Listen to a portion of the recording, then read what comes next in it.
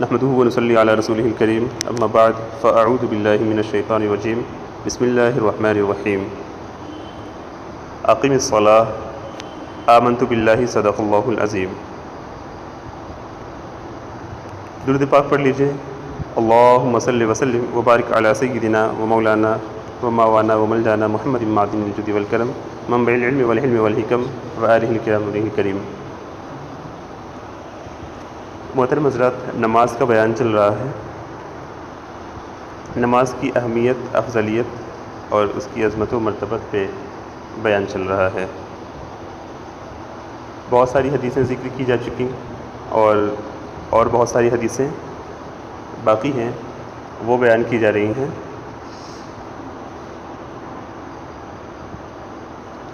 مسند احمد بن حنبل میں حضرت سیدنا امام احمد بن حنبل اور سنن ابو داؤد میں حضرت امام ابو داؤد اور سنن نسائی میں امام نسائی اور سنن ابن ماجہ میں امام ابن ماجہ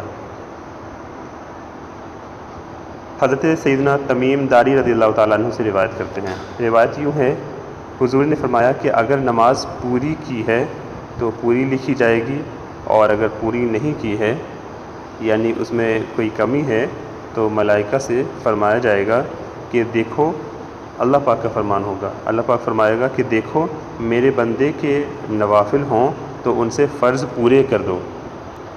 پھر زکوٰۃ کا اسی طرح حساب ہوگا، پھر یوں ہی باقی اعمال کا حساب ہوگا۔ حدیث ہم نے طبرانی شریف کی کل پڑھی تھی۔ اس حدیث میں اللہ کے رسول صلی اللہ علیہ وسلم نے ارشاد فرمایا تھا کہ سب سے پہلے قیامت کے دن جو حساب ہوگا، جس چیز کی پرسش ہوگی، نماز کے بارے میں سب سے پہلے بندے سے، لوگوں سے حساب لیا جائے گا قیامت کے دن، تو سب سے پہلے جس چیز کا سوال ہوگا وہ نماز ہوگی۔ حضور فرما رہے ہیں کہ سب سے پہلے قیامت کے دن بندے سے نماز کا حساب لیا جائے گا، اگر یہ درست ہوئی تو باقی تمام اعمال بھی ٹھیک رہیں گے، اور اگر یہ بگڑی تو سب بگڑے۔ اگر بندہ نمازی ہی نہیں ہوگا، اگر بندہ نماز ہی نہیں پڑھتا ہوگا تو اس کی وجہ سے سارے جو اعمال ہوں گے وہ بھی خراب ہو جائیں گے۔ کیوں؟ جو پہلی چیز ہے، اسی میں جو پہلا کویشچن ہوگا، وہی جو پہلا سوال ہوگا، جب وہی بتا نہیں پائے گا تو پھر آگے کا جو ہوگا وہ مرحلہ ہی ختم ہو جائے گا۔ اسی کو حضرت علامہ ابو توامہ رحمۃ اللہ علیہ نے مختوم پاک کے مختوم شرف الدین یحییٰ منیر رحمۃ اللہ علیہ کے استاذ گرامی حضرت سیدنا علامہ ابو توامہ حنبلی رضی اللہ تعالیٰ عنہ نے لکھا ہے کہ روز محشر کے جہاں گداز بود اولی پرسش نماز بود، کہ محشر کا دن، اسی حدیث پاک کی ترجمانی کرتے ہوئے فرمایا ہے انہوں نے کہ محشر کا دن جو ہوگا، حشر کا دن، میدان محشر میں جس چیز کا سوال ہوگا سب سے پہلے، وہ کیا چیز ہوگی؟ نماز ہوگی۔ روز محشر کے جہاں گداز بود، محشر کا دن جو کہ جہاں گداز ہوگا، جان کو پگھلا دینے والا ہوگا، بہت ہی جاں ہوگا، اس دن لوگوں کی حالت خراب ہو رہی ہوگی، نفسی کا عالم ہوگا، سب لوگ اپنے اعمال کی فکر کر رہے ہوں گے، اپنے حشر کی فکر کر رہے ہوں گے، اپنے نتیجے کی، کیا ہوگا، جنت میں جائیں گے کہ دوزخ میں جائیں گے، تو اسی فکر میں ہوں گے۔ اس دن جو سب سے پہلی پرسش ہوگی، سب سے پہلے جس چیز کے بارے میں پوچھا جائے گا وہ چیز کیا ہوگی؟ اولی پرسش نماز بود، سب سے پہلے نماز کے بارے میں پوچھا جائے گا کہ تم نماز پڑھتے تھے یا نہیں۔ ٹھیک ہے، اس وجہ سے ہمیں کرنا یہ چاہیے کہ نماز وقت پہ ضرور ادا کرنی چاہیے۔ اسی کو حضور علیہ الصلوۃ والتسلیم نے فرمایا کہ سب سے پہلے قیامت کے دن بندے سے نماز کا حساب لیا جائے گا، اگر یہ درست ہوئی تو باقی اعمال بھی ٹھیک رہیں گے، اور اگر یہ بگڑی تو سبھی بگڑے۔ اور ایک روایت میں یہ ہے کہ وہ خائب و خاسر ہوا، اگر نماز نہیں پڑھتا تھا بندہ، نماز کے بارے میں نہیں بتا پایا کہ نماز پہلے سوال کا جواب نہیں دے پایا، تو وہ خائب و خاسر ہوگا، وہ نقصان اٹھانے والا ہوگا، اسے جہنم میں ڈال دیا جائے گا۔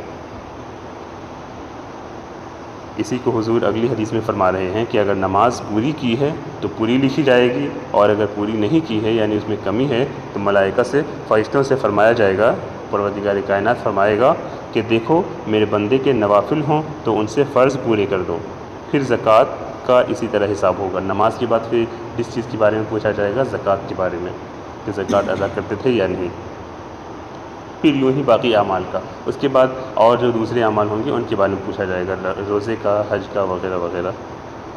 اگلی حدیث ہے حضرت ابو داؤد اور امام ابن ماجہ، امام ابو داؤد اور امام ابن ماجہ اپنی اپنی سنن میں روایت کرتے ہیں حضرت ابو ہریرہ رضی اللہ تعالیٰ عنہ سے کہ رسول پاک صلی اللہ علیہ وسلم نے ارشاد فرمایا، جو مسلمان جہنم میں جائے گا، معاذ اللہ، اللہ تعالیٰ ہم سب کو جہنم سے بچائے، حضور نے فرمایا کہ جو مسلمان جہنم میں جائے گا اس کے پورے بدن کو آگ کھائے گی، اس کے پورے بدن کو آگ جلائے گی سوائے اعضائے سجود کے، اعضائے سجود کے علاوہ جن اعضاء سے، بدن کے جن حصوں سے سجدہ کیا جاتا ہے ان حصوں کو جہنم کی آگ نہیں جلائے گی، باقی سارے حصوں کو اگر وہ نیک نہیں ہوگا تو اگر جہنم میں چلا بھی گیا تو سارے حصوں کو جلا دے گی جہنم، لیکن ان حصوں کو جن سے وہ سجدے کرتا تھا، جیسے ہاتھ ہے، پیر ہو گئے اور جو چیزیں، قدم ہو گئے، گھٹنے ہو گئے، ان چیزوں کو جہنم کی آگ نہیں جلائے گی کہ یہ اعضائے سجود ہیں۔ اسی کو حضور فرما رہے ہیں کہ جو مسلمان جہنم میں جائے گا اس کے پورے بدن کو آگ کھائے گی، جلا ڈالے گی سوا اعضائے سجود کے، کہ اللہ تعالیٰ نے ان کا کھانا آگ پر حرام فرما دیا ہے، کہ جو بندہ نماز پڑھتا ہوگا اس نماز کی برکت سے، اس نماز کی بدولت جو اعضائے سجود ہوں گے، جن حصوں سے، بدن کے جن حصوں سے سجدہ ادا کرتا ہوگا ان حصوں کو جہنم کی آگ کھا ہی نہیں سکتی، جلا ہی نہیں سکتی۔ کیوں؟ کیونکہ جہنم پر اللہ پاک نے حرام فرما دیا ہے کہ وہ نمازی کے ان حصوں کو کھائے، ان حصوں کو جلائے جس سے وہ سجدے ادا کرتا ہے۔ اگلی حدیث طبرانی کی ہے، امام طبرانی المعجم الاوسط میں حضرت رسول پاک صلی اللہ علیہ روایت کرتے ہیں امام طبرانی کہ رسول پاک صلی اللہ علیہ وسلم نے ارشاد فرمایا، اللہ تعالیٰ کے نزدیک بندے کی یہ حالت سب سے زیادہ پسندیدہ ہے کہ اسے سجدہ کرتا دیکھے۔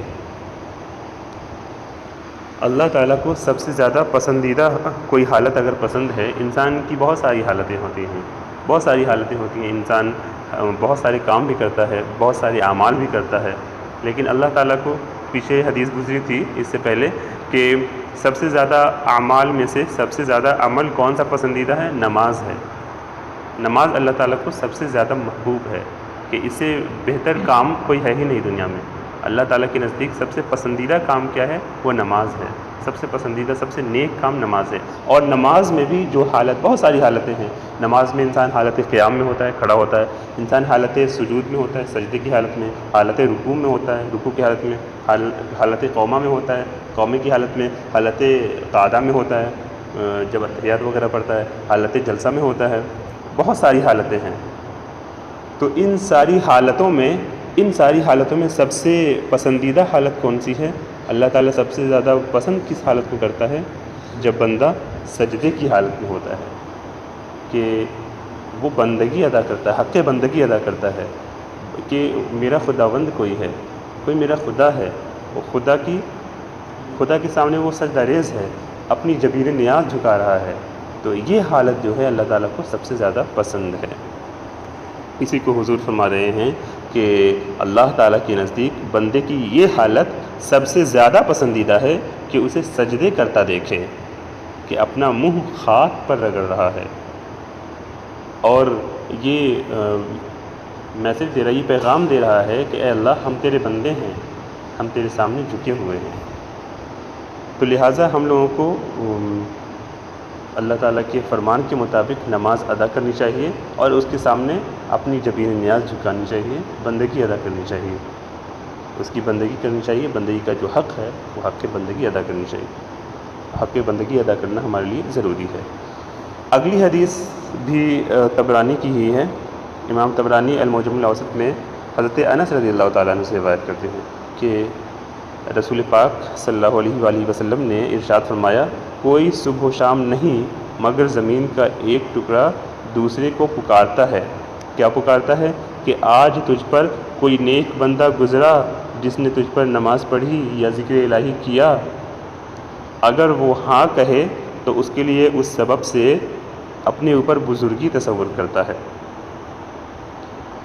حضور اس میں فرما رہے ہیں کہ زمین کا ایک ٹکڑا دوسرے ٹکڑے سے یہ پوچھتا ہے کہ تجھ پر اللہ تعالیٰ کا کوئی ایسا نیک بندہ گزرا جس پر نماز پڑھی۔ جیسے زمین کے بہت سارے ٹکڑے ہیں، زمین کا یہ ٹکڑا، زمین کا وہ ٹکڑا، ایک ٹکڑا زمین کا دوسرے ٹکڑے سے پوچھتا ہے کہ تجھ پر آج کوئی نمازی گزرا، کوئی اللہ کا ایسا نیک بندہ گزرا جس نے نماز پڑھی تیرے حصے پہ۔ تو اگر اس ٹکڑے پہ کسی بندے نے نماز پڑھی ہوگی، جیسے آپ خوش نصیب مسلمان، خوش نصیب لوگ یہاں آتے ہیں اور زمین کے اتنے ٹکڑوں میں نماز ادا کرتے ہیں، تو یہ ایک ٹکڑا دوسرے ٹکڑے سے پوچھتا ہے، اگر اس پر نماز پڑھی ہوگی تو وہ فخر کرتا ہے کہ میرے اوپر اللہ کے ایک نیک بندے نے آ کر نماز ادا کی۔ سوچئے کتنی بڑی بات ہے، آپ کی وجہ سے زمین کا وہ ٹکڑا بھی فخر کر رہا ہے، اسے بھی فخر ہو رہا ہے کہ میرے اوپر اللہ کا ایک بندہ آیا اور نماز ادا کی، اللہ کی بندگی ادا کی، حق بندگی ادا کر کے یہ پیغام دیا کہ اللہ ہم تیرے بندے ہیں اور تو میرا خدا ہے۔ اسی کو حضور فرما رہے ہیں کہ کوئی صبح و شام نہیں، ایسی کوئی صبح نہیں، ایسی کوئی شام نہیں، یعنی ہر روز ایسا ہوتا ہے، ہر روز ایسا ہوتا ہے کہ زمین کا ایک ٹکڑا دوسرے ٹکڑے کو پکارتا ہے اور کہتا ہے کہ آج تجھ پر کوئی نیک بندہ گزرا جس نے تجھ پر نماز پڑھی یا ذکر الہی کیا۔ اگر وہ ہاں کہے تو اس کے لیے اس سبب سے اپنے اوپر بزرگی تصور کرتا ہے اور کہتا ہے کہ ہمارے اوپر اللہ کے نیک بندے نے نماز پڑھی، ہماری بزرگی زیادہ ہے، ہماری اہمیت زیادہ ہے۔ ظاہر سی بات ہے، زمین کا وہ حصہ جس پر اللہ کے نیک بندے آ کر کے اللہ کی بارگاہ میں اپنی جبین نیاز جھکائیں، اللہ کی بارگاہ میں سجدہ ریز ہوں، اللہ کی بارگاہ میں نمازیں ادا کریں، تو اس حصے کی اہمیت ہی زیادہ ہوتی ہے۔ ایک حصے پہ مسجد ہے، دوسرے حصے پہ کچھ اور ہے، تو ظاہر سی بات ہے اہمیت کس کی زیادہ ہوگی، افضلیت کس کی زیادہ ہوگی، فضیلت کس کی زیادہ ہوگی؟ ظاہر سی بات ہے اس حصے کی جس پر اللہ کے بندے نماز ادا کر رہے ہیں۔ اگلی حدیث ہے